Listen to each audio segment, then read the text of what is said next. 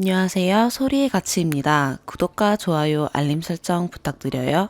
오늘의 사연 시작할게요. 첫 번째 사연입니다. 전 솔직히 조건 봅니다.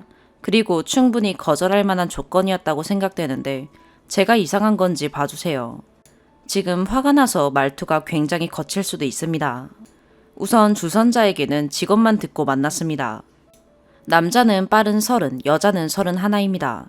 남자는 공무원이고 여자 대기업에 다닙니다.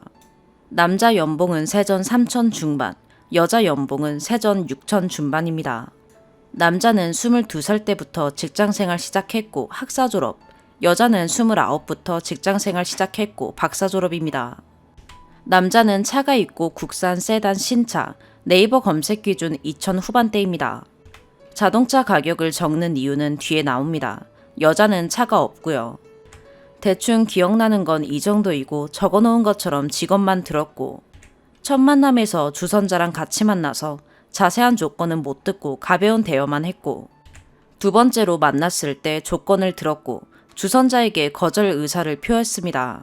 주선자는 왜 거절하는 거냐고 물어봤고 솔직히 말해서 조건이 안 맞는 것 같고 좋은 사람인 것 같지만 나이가 적은 편도 아니라 조건을 무시할 수는 없다고 말하자 정말 황당하다는 반응이에요. 이 부분도 황당한 게 제가 먼저 얘기한 것도 아니고 굳이 이유를 묻길래 솔직히 수입차가 조금 있더라 라고 얘기한 게 전부입니다. 제 입장은 현재도 연봉 차이가 너무 많이 나며 일의 패턴이 너무 다르고 어느 정도 비슷한 수준의 벌이가 되는 사람을 만나고 싶다. 이 부분에 대해서는 소개팅 전부터 말했으나 주선자는 일단 만나보라고 했었습니다. 그러나 만나서 이야기를 나누었을 때 차이가 있는 것을 알았으며 연애로 만난 것도 아니고 소개팅인데 처음부터 마음에 안 드는 조건으로 만남을 시작하는 것도 의미 없다고 생각했습니다. 사실 외모나 대화 코드 등이 조건을 무마할 수 있을 정도로 제 스타일이지도 않았습니다. 친구는 이 사람 직장 안정적이고 본인 업무 굉장히 잘하는 능력 있는 사람이며 좋은 대학 나왔고 물론 제 대학이 더 좋습니다. 그리고 다른 친구들 소개시켜주기 아까울 정도로 좋은 사람인데 네가 조건만 보고 거절하니 너무 회의감이 든다는 입장입니다. 이게 논쟁거리가 될 줄 몰랐기에 입장을 대변하려다 보니 논쟁이 되었고 친구는 저에게 이 사람은 직장 생활을 너보다 훨씬 빨리 시작했으며 사회 경험도 많고 차도 가지고 있다.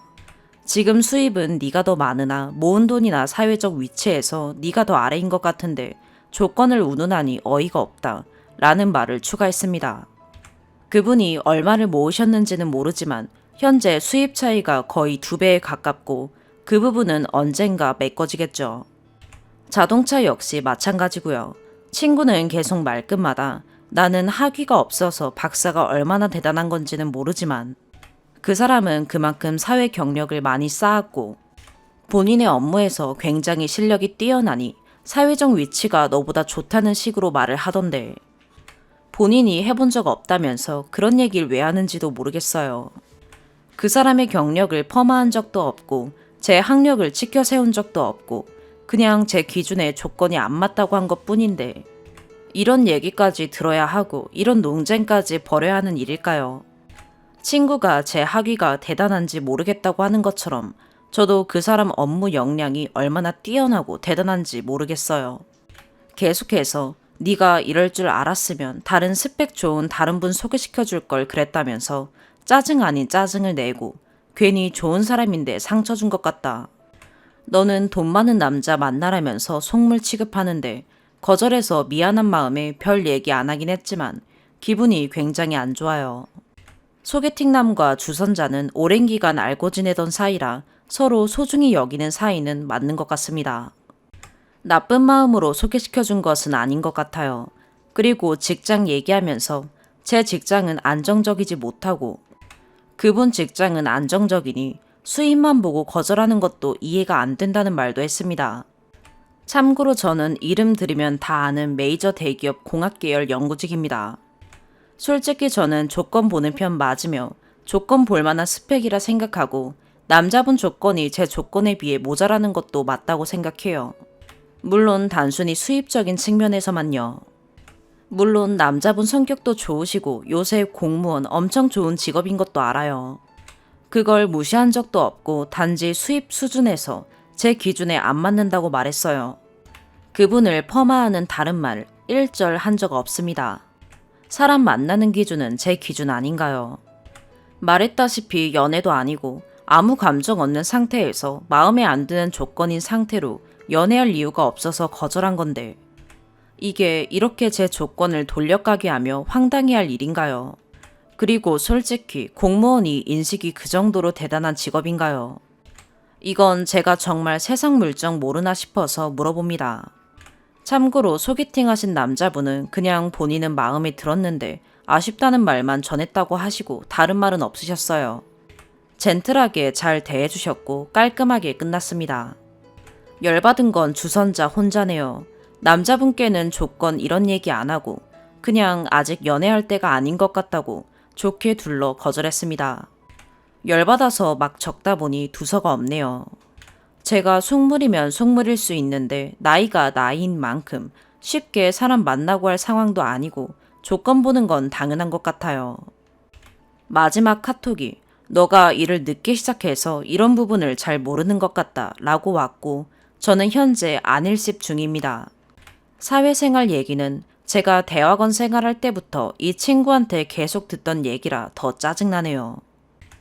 추가. 자다 일어났는데 댓글 엄청 많이 달렸네요. 우선 글은 제가 아까 화가 좀 많이 난 상태로 쓴 거고 다시 한번 말씀드리지만 소개팅남은 좋은 분이십니다.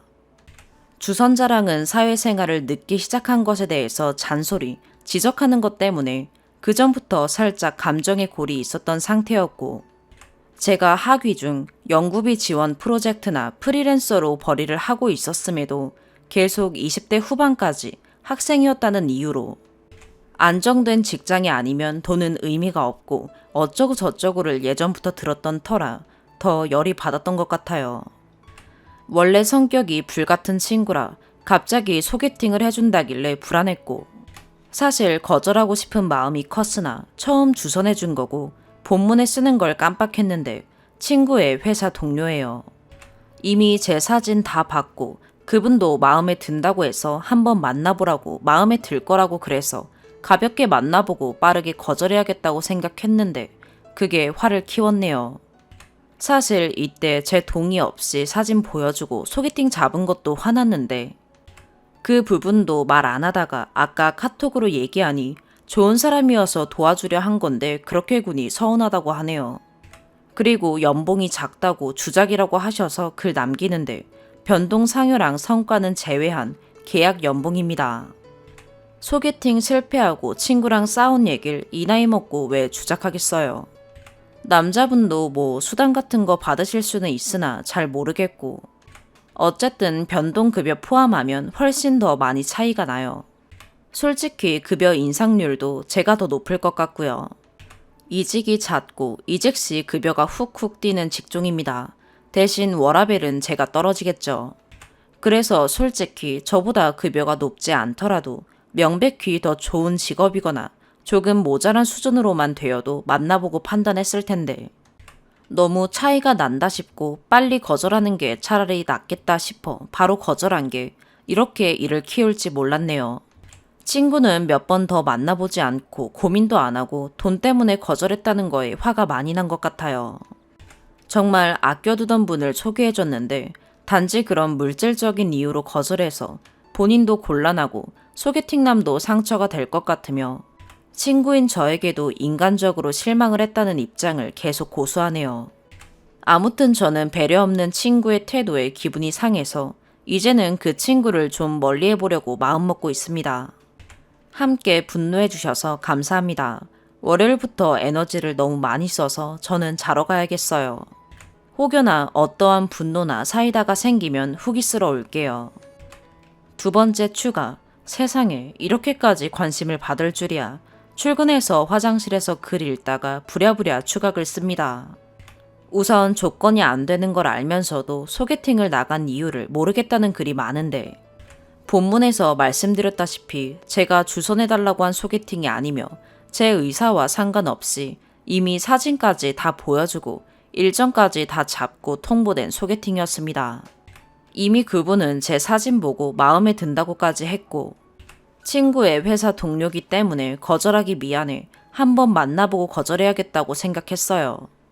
그리고 제가 지방 사람인데 서울 올라와서 공부하면서 쓰는 학비, 생활비 등이 모자랄 때마다 집에서 지원해 주셨습니다. 사실 지원받아서 빚이 없을 뿐이지 벌어서 학비 내거나 빚내서 학교 다녔으면 여태 공부한 비용만 해도 억대가 넘어가요. 학교를 거의 10년을 다녔으니까요. 전 그만큼 투자를 한 건데 그 부분은 잘 모르겠고 라는 말에 더 화가 나기도 하네요. 그리고 박사하면서 연금이나 프리랜서로 일한 수입 등 모아서 현재 저축도 꽤 있는 상태이고 부자까진 아니지만 아버지 사업하시고 어머니 교육 쪽에서 일하셔서 집안 나쁘지 않습니다. 근데 이야기 도중에 남성분께서 학비 알바로 벌어서 다니신 이야기. 부모님께 아직 용돈 드린다. 해외여행 배낭여행으로 해보고 싶다. 이런 얘기 하시는 거 보고 어렴풋이 살아온 환경이 조금 다르구나 싶기도 했었어요. 아직 해외여행 해보신 적이 없으시대요. 이 부분도 조금 놀랐어요. 전 경제력 본다고 이미 말도 했고 전에 대학원 생활하면서 만나던 남자친구도 현재 저보다 수입이 많았고 직업도 좋았습니다. 그걸 알고 있는 친구가 괜찮으니까 계속 만나보라고 이야기했고 사실 이 정도로 소득, 기타 경제력 차이가 날 줄은 생각 못했습니다.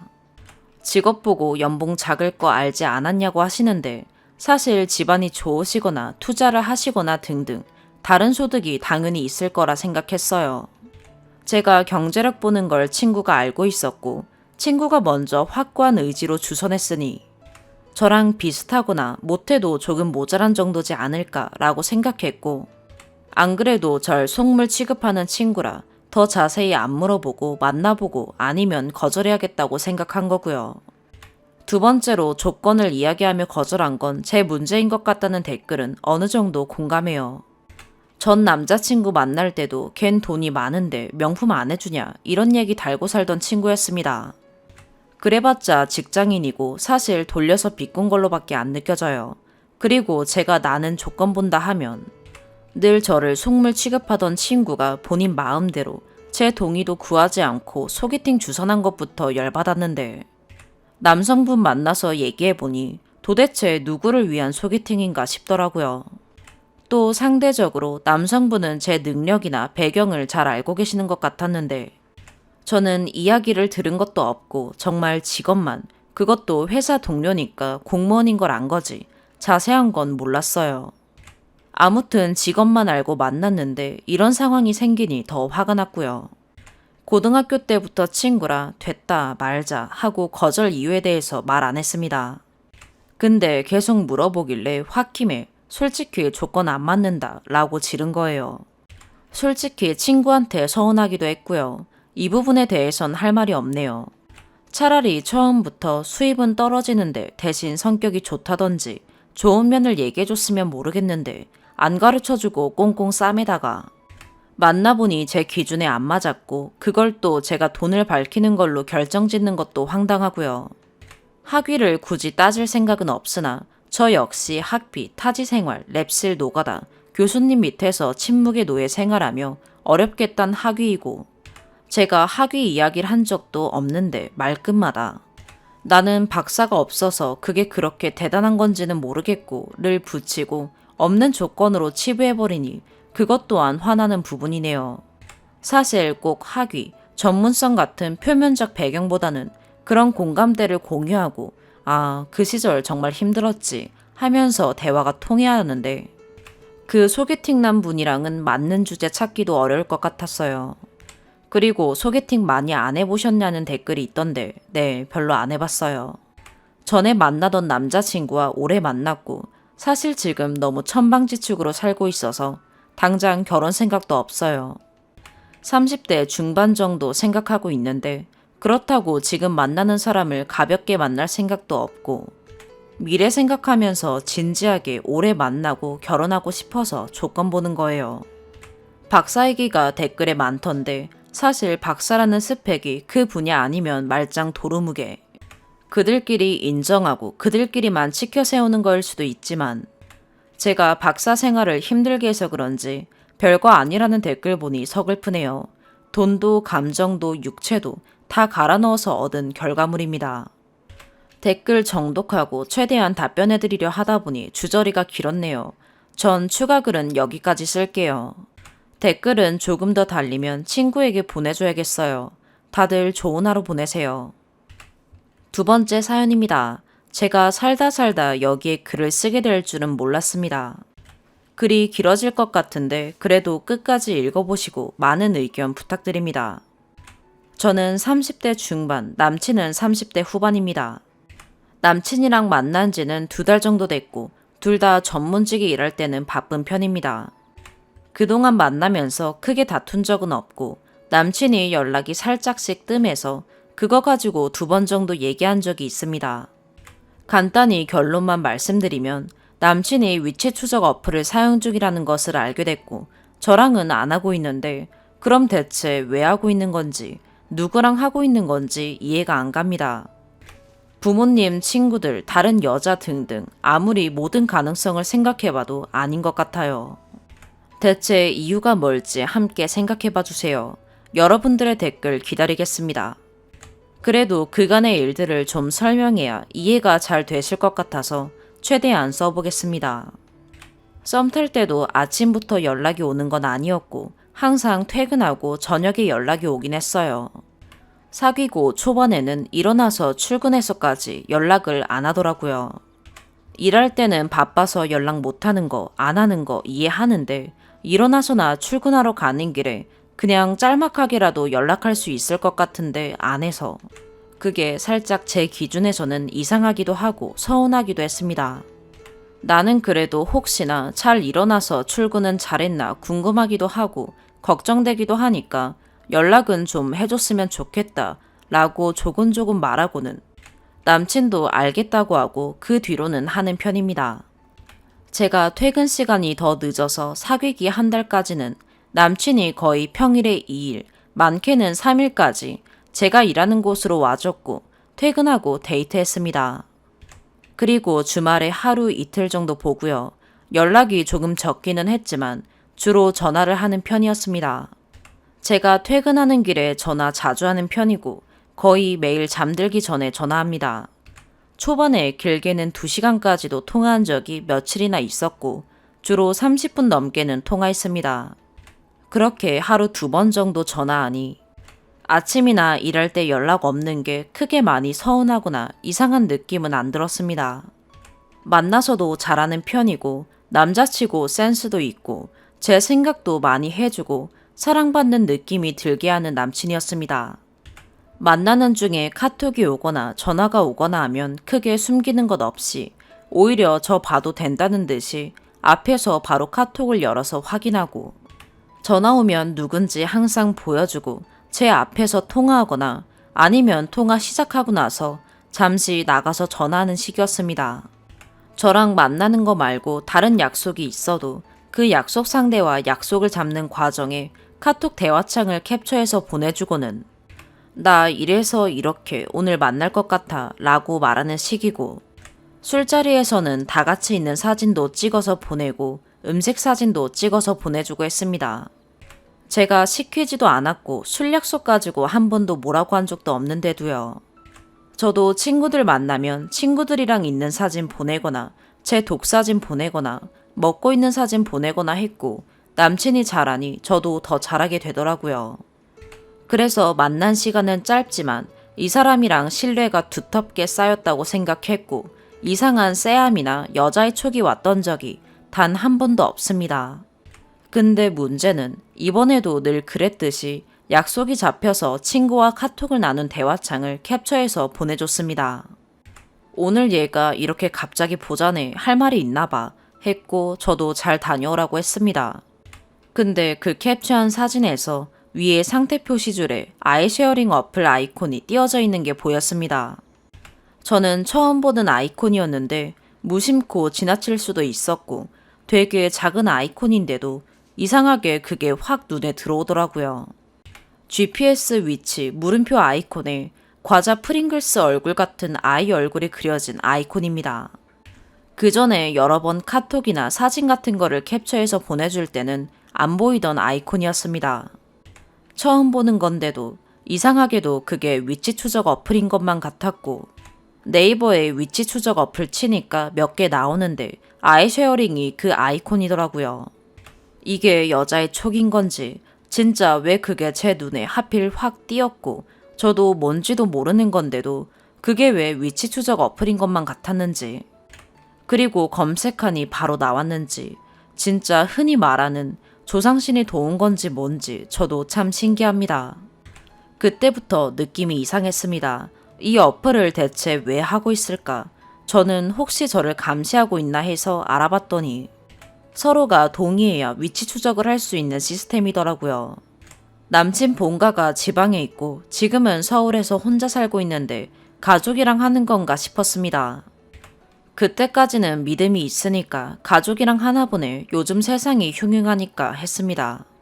그리고 다음날 남친을 만나러 가는데 계속 신경이 쓰이는 겁니다. 가족이랑 하는 것도 30대 후반 남자가 이상한 것 같고, 그럼 친구들이랑 하나, 친구들이랑은 왜 하지? 나랑 하는 것도 아니고 대체 누구랑 하는 건가 하는 생각이 들더라고요. 여느 때와 같이 데이트를 하고 분위기도 좋았습니다. 그래도 물어봐야겠다 싶어서 카페에서 슬쩍, 오빠, 근데 아이쉐어링 하더라. 부모님이랑 하는 거야. 떨어져 지내니까 걱정하셔서 했는데 살짝 놀라는 눈치더니 그냥 짧게 응 이라고 하더라고요. 근데 그 찰나의 표정과 그 반응이 뭔가. 그러고는 남친이 근데 아이쉐어링 어떻게 알았어? 해서 어제 오빠가 보내준 카톡 캡처에 위에 떠있더라. 예전에 친구가 하는 거 봐서 그 아이콘이 기억에 남아있었다 하고 대답했습니다. 그러고는 더 물어봤어야 했는데 저도 그냥 회피하고 싶은 마음에 그래, 요즘 워낙 세상이 무서워서 걱정하시지 하고 말았습니다. 근데 집에 가는 길에 계속 생각나더라고요.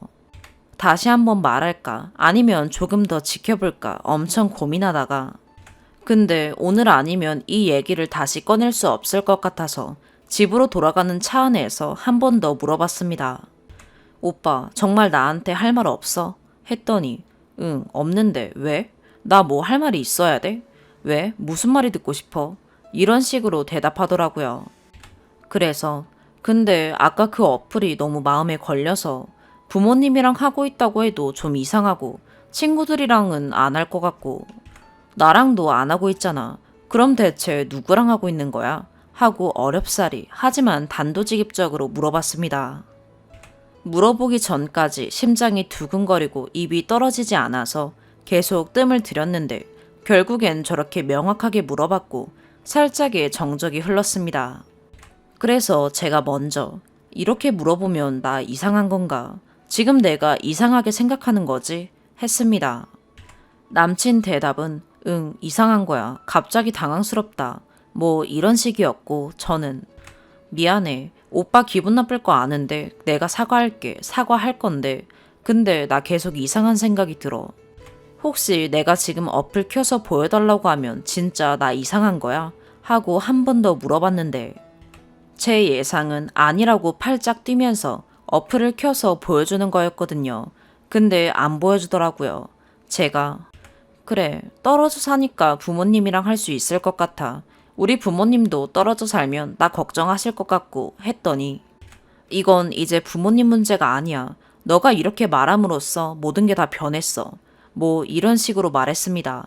순간 너무 예상치 못한 반응이었고 저도 어버버하고 정색하고 단호한 남친 모습에 순간 제가 실수했나, 이 사람 결백한데 내가 의심했나 싶은 생각이 들기도 했습니다. 여튼 결국에는 어플은 켜보지도 못하고 그 어플에 대한 확실한 해명도 듣지 못한 채 남친이 본인은 생각할 시간이 필요한 것 같다고 하더라고요. 제가 많이 좋아하나 봅니다. 순간 그 말에 우리 다시 못 보는 거냐 라며 울먹였습니다. 그러고는 그렇게 집으로 갔습니다. 집에 가서 제가 오늘 내가 오빠 기분을 상하게 한 것 같아서 마음이 안 좋다. 근데 나는 앞으로도 계속 잘 지내고 싶은 마음에, 그래서 마음에 걸리는 게 있으면 서로 솔직하게 말하고 잘 풀고 싶어서 물어본 거였는데 너무 안 좋은 쪽으로 흘러간 것 같아 속상하다 라는 식으로 카톡을 보냈고 남친은 읽고 답은 없었습니다. 제가 아직도 많이 좋아해서 그런지 믿기지가 않습니다. 다른 여자가 있는 거라면 물리적으로 시간이 안 되는 것 같아요. 저 만나러 주 3, 4일은 받고 위치 조작 어플이면 제가 일하는 데까지 온 게 뜰 텐데, 그리고 퇴근하고도 약속 없으면, 아니 약속이 있어도 제가 퇴근할 때는 잠깐 화장실 가거나 밖에 나와서 최대한 저랑 전화하려고 했던 사람이고, 자기 전에는 항상 거의 매일 전화했어요. 술 취해서 들어와도 전화해서 나 오늘 많이 마셔서 힘드네, 이만 잘게 라고 짤막하게라도 통화하던 사람이었습니다. 퇴근하고 집에서 영상통화도 했던 적도 있고요.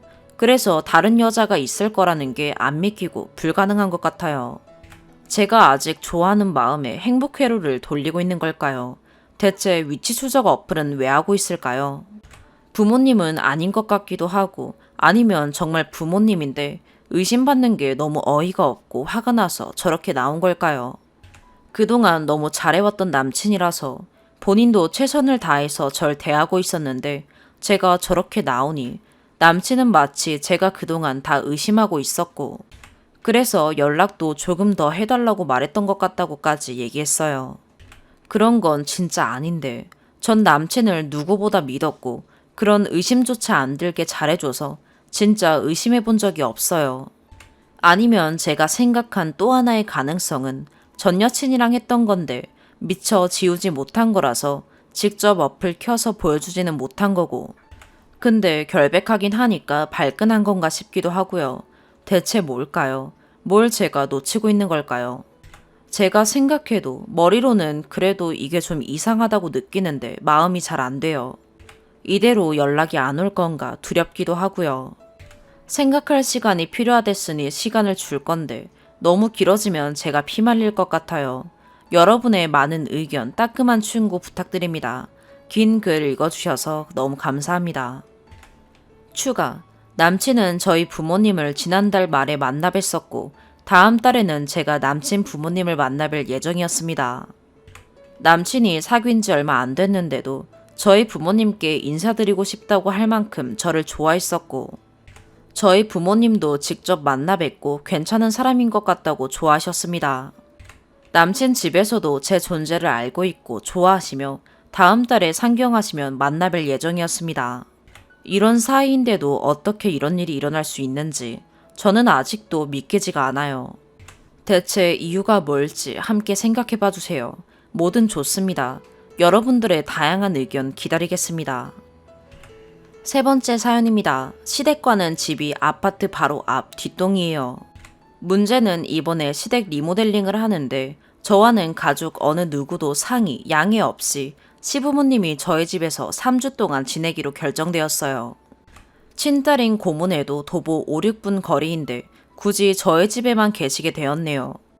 시부모님께는 죄송하지만 저는 시부모님과 한 집에서 3주를 지낼 생각을 하니 너무 답답하더라고요.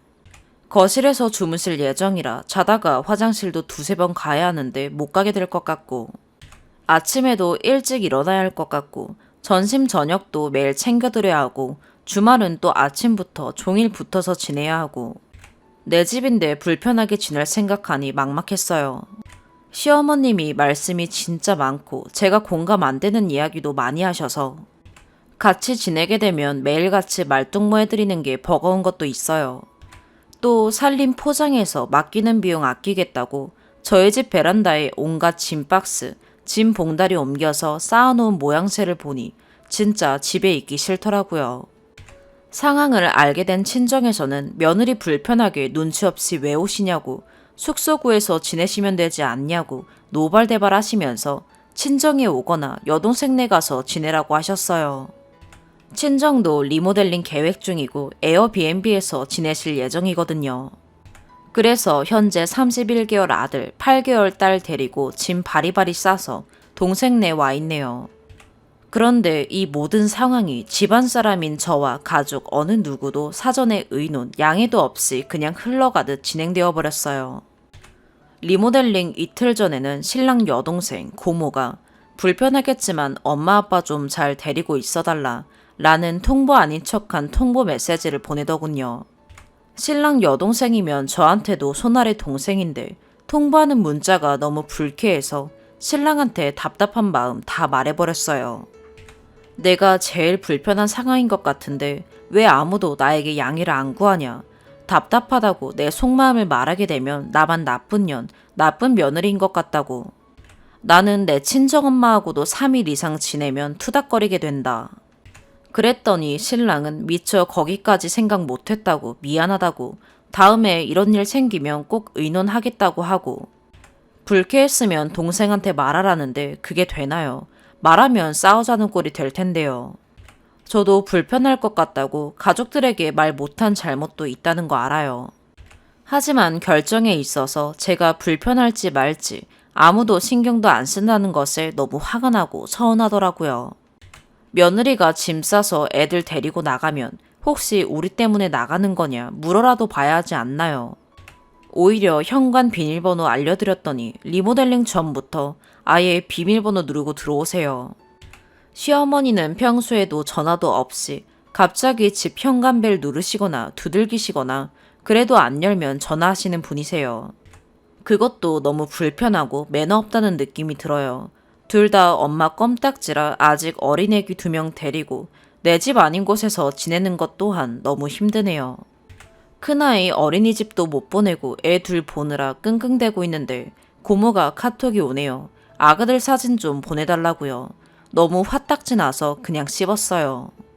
시부모님 좋으신 분들이고 저를 딸처럼 생각해 주시고 편하게 대해 주시고 하긴 하는데 시댁 식구들 모두 이번 일은 좀 아니지 않나 싶어요. 그럴수록 더 서로 예의가 있어야 하는 거 아닌가요? 제가 이기적이고 나쁜 며느리일까요? 불편한 건 정말 질색인데 이런저런 조언 부탁드려요. 추가, 집으로 돌아온 후의 이야기예요. 집으로 돌아오고 10일 정도 지났네요. 우선적으로 저희 친정은 원래 평소에 전화를 자주 하는 집이 아닙니다. 무소식이 희소식이라 생각하며 각자 알아서 잘 살고 있어요. 그래서 시댁에서도 그걸 압니다. 제가 평소 연락 잘 안 하는 걸요. 결혼 후 제가 전화를 자주 안 해도 저한테 직접적으로 뭐라 하신 적이 없어요. 집 돌아오고 나서 저는 아이들 보면서 정신없이 지내고 있었고 어제 저녁 신랑과 아이들과 다 같이 시댁 리모델링한 거 보러 갈 겸 시댁에 건너갔네요. 현관 열고 저희 왔어요 인사했는데 시무가 저를 쌩까더라고요. 시부는 그런 상황을 눈치 못 채셨는지 저한테 우리 때문에 나가 지내느라 고생하고 미안했다 라고 해주셨고요. 1시간가량 있는 내내 영문을 몰라 당황스럽고 표정 관리가 안 되게 있다가 집으로 돌아와 남편에게 물으니 시무가 제가 집에 온 후 전화를 안 해서 화가 나셨다네요. 그래서 제가 갑자기 이 타이밍에 화가 나셨다고? 당신들 때문에 며느리 3주나 애 데리고 친정가 지내느라 고생하고 왔는데 하필 지금 타이밍에 그 전화 하나로 나한테 갑자기 화가 나셨다고? 그럼 미안한 마음보다 화난 마음이 지금 더 커서 저러시는 거야? 내가 전화를 안 하면 먼저 전화 주셔서 밖에서 지내느라 고생했다고 근데 어쩜 전화를 한 번 안 하냐 하실 수도 있는 거 아니냐 했네요. 멀리 살 때부터 가까이 사는 지금까지 평소에 저에게 전화 자주 하라던가 왜 전화 안 하냐고 하신 적이 없어요. 신랑한테 말씀하신 적은 있다던데 그때마다 신랑이 와이프네 집이 전화 연락 자주 하는 문화가 아니다. 내가 대신하면 되지 않느냐 했고요. 당신네 딸까지 제가 그간 서운한 거 신랑 통해 말해서 처음엔 미안한 마음이셨다가 시간이 지날수록 제가 괘씸해 보이는 건지 집에 돌아온 이 타이밍에 결혼 후 처음으로 저한테 삐지셨는데 괜히 트집 잡는 이 느낌은 뭐죠? 주객전도 맞아 보이죠? 사위나 며느리는 내 자식이 아닌 남의 집 귀한 자식이거늘. 진짜 황당하고 당황스럽고 어른이 참 뭐하는 건지 싶네요. 첫 손주 낳고 아기 100일 때 시댁 갔더니 시장 검은 봉다리에 수면 양말 몇 개 주실 때부터 뭔가 무식해 보인다 했는데 정말 참 어이가 없네요. 제가 먼저 풀어드릴 생각 일체 없는데 그래도 되겠죠? 역시 시는 시인가 봅니다. 하나 추가로 하고 싶은 말은 작년 말에 시부모 보험을 엉망으로 들어놓으신 걸 제가 보험을 조금 알아서 잘 정리하면서 거의 4천만 원 가까이 환급을 받았고 그 돈으로 리모델링 진행한 거고 거기에 며느리는 불편하던 말던 상관없이 저희 집까지 들어와 지내면서 숙박비와 이삿짐 보관비 버신 거죠. 환급 받고 나서 수고했다고 5만 원 주시더라고요. 보험 정리도 괜한 짓 했다 생각 드네요. 두 번째 추가, 집을 시댁에서 해줬다는 말이 있던데 오히려 친정에서 더 받았습니다. 전세 가격 중 시댁 15%, 제가 모은 돈 40%, 나머진 전세 대출이고 친정에서 일시불로 중형 SUV 사주셨고 가정가구 사라고 1,000만 원 주시고 남편 학자금 대출도 결혼하면서 빚 있는 게 싫어 제가 800만 원 갚았어요. 출산할 때마다 친정에서 2, 300만 원씩 주셨고 친정 놀러 갈 때마다 아기들 용돈 5에서 10만 원씩 주세요. 시댁에서는 올 구정에 아가들 세뱃돈 10,000원 처음 받아봤네요. 친정은 아버지 외벌이로 월 1,000에서 1,300 버시고 시댁은 넉넉한 집안도 아니고 한 달 벌어 한 달 사는 듯해요. 현재는 심지어 신랑은 친정아빠 밑에서 기술 물려받고 있어요. 이렇게 친정에서 밑바탕 튼튼하게 살 수 있도록 바라는 거 없이 도와주시는데 시모는 그깟 전화 하나로 저러니 황당하기 짝이 없네요. 심지어 제가 서울에 청약이 당첨이 되어 주변에서는 로또 맞았다고 축하해주는데 시부모는 그거 팔고 남는 돈으로 사업을 해보라는 둥, 팔고 다시 이쪽으로 이사 오라는 둥 한심한 얘기를 하네요.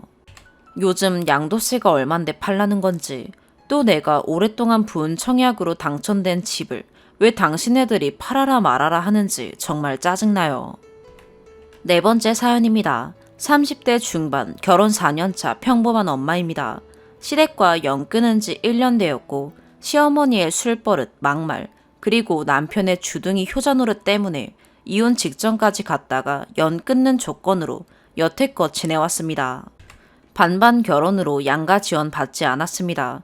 연 끊은 이유 몇 가지 쓰자면 첫 번째, 혼전 임신 중에 유산에 아이 떠나보내고 몸이 많이 아파 화장실도 거의 기다시피 다녔는데 자기 아들 맛있는 것도 못 먹고 산다면서 외식하자 불러내선 4시간 넘게 시모 친구들이랑 술판을 벌였습니다.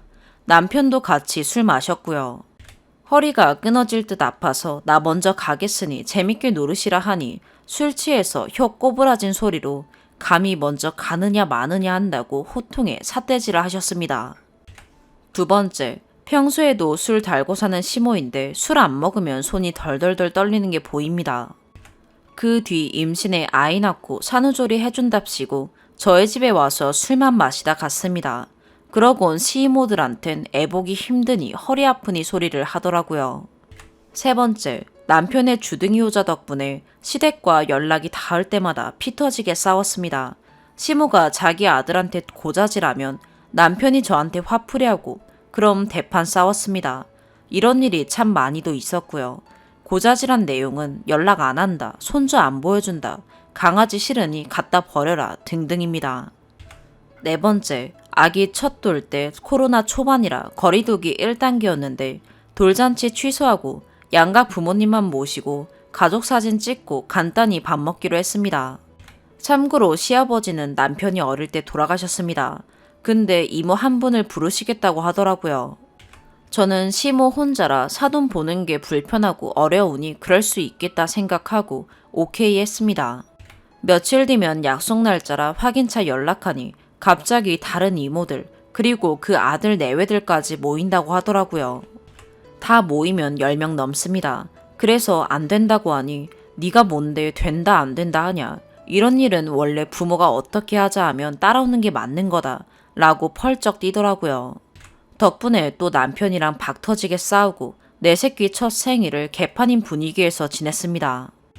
나중에 알고 보니 그날이 시모 음력 생일이었습니다. 정작 자기 아들은 한 번도 기억한 적이 없고 늘 제가 날짜 챙겨 연락하고 선물도 준비했습니다. 애 낳고 산후조리도 안 돼 여기저기 아프고 신생아 돌보면서 사람 몰골이 아닌 채로 지내다가 딱 한 번 챙기지 못한 건데 저런 식으로 엿먹이는 건가 싶었습니다. 사실 이때부터 시댁과 연 끊고 싶었지만 망설여졌습니다. 모든 게 처음이라 내가 너무 오버한 건가 싶고 어떻게 해야 하는지 잘 몰랐습니다. 그냥 막연하게 연락 안 하고 살면 참 편하겠다는 생각만 했습니다. 그러다 결정적인 사건이 생겼습니다. 5번째, 많고 많은 일을 겪으면서 중간 역할 못하는 남편이랑 사이가 안 좋아지기 시작했습니다. 싸우는 날이 점점 자주 그리고 많아졌습니다. 그러다가 이혼 얘기가 나왔고 남편이 지 엄마한테 알리더라고요. 제가 잘못한 것처럼 말했고 그 말을 들은 시모가 술을 얼마나 마셨는지 발음도 되지 않는 목소리로 제 친정엄마한테 전화해서 제 욕을 했습니다. 그러곤 저희 집에 찾아와서 저한테 따지려고 하더라고요. 잘난 지 아들을 왜 이렇게 못 괴롭혀서 안달이냐고 하더라고요. 누가 봐도 술 취한 모습인데 끝까지 술 안 먹었다 잡아떼네요. 이 몇 가지 사건들은 큼직큼직한 것만 모은 거고 자잘한 것은 수도 없이 많습니다. 이런 사건을 겪고 시모라는 시자만 들어도 진절머리가 납니다. 그래서 남편을 지 엄마한테 보내고 별거했습니다. 나중에 술 깨고 넌지시 저한테 연락하려고 하는 걸 칼같이 쳐냈습니다. 별거한 지 4개월 만에 또다시 연락 와서는 네가 너그럽게 받아들여야 한다느니 사과 아닌 사과를 했습니다. 결국엔 그거였죠. 그 나이에 또다시 아들 수발 들자니 힘이 붙이고 그동안 혼자 자유롭게 지내다가 아들 신경 써야 하니 스트레스가 이만저만이 아니었나 봅니다. 그래서 시댁과 연락 끊고 모든 경제권 저한테 넘기는 조건으로 들어오라고 했습니다. 1년 넘도록 연락 안 하고 안 보고 사니 이제 좀 살 것 같네요. 시댁과 연결고리가 없어지니 남편이랑 싸울 일도 없어졌어요. 근데 얼마 전 남편이 말하길 엄마네 동네 재개발이 된다더라. 분양권 받으면 엄만 우리가 그 집으로 이사가고 엄마가 이 집에 들어왔으면 하신다. 라고 넌지시 말하네요. 왠지 느낌이 이걸 빌미로 다시 지엄마랑 연락하면서 지냈으면 좋겠다라는 말로 들렸습니다. 재개발 확정되면 빌라 사는 가격으로 아파트 제일 큰 평수 얻을 수 있으니 꿀이라고 하면서 우리 엄마가 이렇게까지 해주는데 이젠 마음 풀고 화해라 이 뜻인지. 그래서 선배님들께 조언 좀 구하려고요. 사실 저는 안 받고 안 했으면 좋겠는데 지금 사는 집이 14평이라 아기 키우기엔 많이 작은 건 사실이거든요. 하루에도 수십 번씩 생각이 왔다 갔다 하네요. 그 집을 받으면 또 전처럼 될까 무서운데도 그냥 눈 감고 모른 척 받아들여야 하는 걸까요? 그걸 받고도 계속 영 끊고 살아야 할까요? 제가 생각이 너무 못됐나요? 시모랑 화해하라는 댓글이 많다면 제 생각을 바꾸도록 노력할 테니 많은 댓글 부탁드려요. 모든 게 처음이라 아직도 많이 서툴고 모르는 게 많으니 이해해 주시면 감사하겠습니다. 오늘의 사연 여기까지입니다. 구독과 좋아요, 알림 설정 부탁드려요. 시청해 주셔서 감사합니다.